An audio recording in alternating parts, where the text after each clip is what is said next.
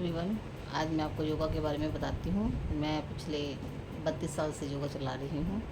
योगा की क्लास लेती हूँ, फ्री ऑनलाइन योगा क्लासेस। योग करने के बहुत फ़ायदे हैं। अगर आप योग करेंगे तो आपको कोई बीमारी नहीं आएगी। आपके हाथों में जो सुनपन आ जाता है और हाथ सही से काम नहीं करते हैं, और आपकी हार्ट की परेशानी है, जहाँ आपके शरीर में कहीं भी कोई भी दिक्कत आ रही है, तो कपालभाति अनुलोम विलोम करें। उसके भी बहुत फ़ायदे हैं। मैं सुबह 5:30 से लेकर 6:30 बजे तक प्राणायाम की क्लास चलाती हूँ। बहुत कम लोग आते हैं, ऐसा नहीं कि बहुत लोग आते हैं। लोगों को बुलाते हैं, आते हैं, फिर थोड़े दिन आते हैं, फिर चले जाते हैं। पर उसका नुकसान किसको होता है? उनको ही होता है।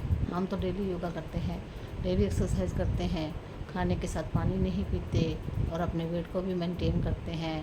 खाना हम जीने के लिए खाते हैं, ना कि 24 घंटे हम पेट को भरने के लिए खाते हैं।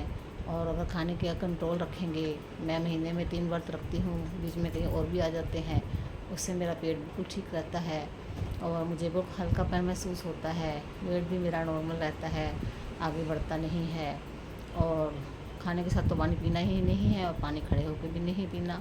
छोटे बच्चों को अगर आप सिखाएंगे कि पानी हमेशा बैठ के पिए, तो उनको कभी घुटनों में दर्द ही नहीं होगा। मुझे योग करने के बहुत फ़ायदे हुए हैं। मैं बीपी की दवाई खाती थी, मुझे हाई रहता था बीपी, उसकी दवाई खाने से मेरी दवाई तक छूट गई है। और दूसरा, कपालभाति अनुलोम विलोम से हमारा मोटापा कम होता है, चेहरे पे ग्लो आता है, और लंग संबंधी परेशानियां दूर होती हैं। शरीर में जहाँ कहीं गांठ होती है वो भी मेल्ट हो जाती है, और चेहरे पे ग्लो आता है, और रेजिस्टेंस पावर बढ़ती है, और हमारा ध्यान इधर उधर भटकता नहीं है। पॉजिटिव विचार आते हैं, नेगेटिव विचार चले जाते हैं। अगर आप इसी तरह से योगा को फॉलो करेंगे तो आपको बहुत बेनिफिट होगा। ये बात मैं आपको 100% श्योरिटी के साथ कह सकती हूँ, क्योंकि मैंने अपने जितने 32 साल के योगा में अपने वेट को भी कम किया है।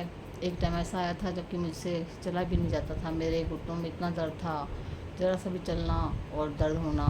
फिर उसके बाद डॉक्टर ने बोला कि अपना वेट कम करो। मैंने वेट कम किया, कीटो डाइट से किया।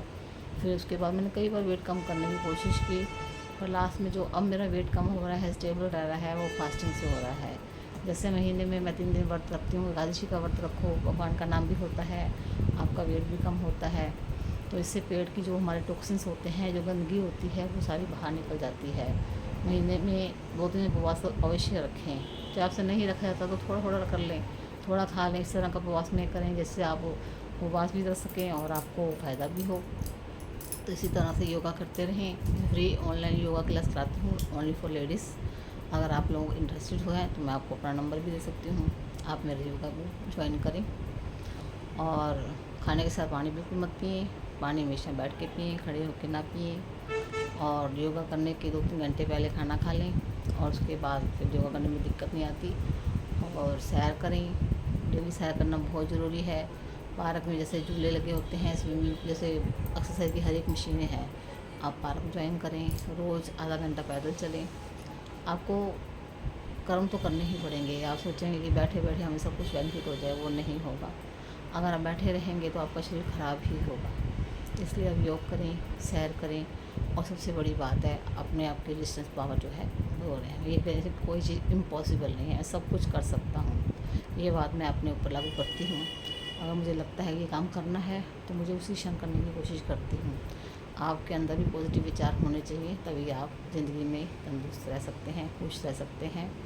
अगर आपको मेरा वीडियो पसंद आए तो please like, subscribe, comment, share अवश्य करें। वीडियो देखने के लिए धन्यवाद।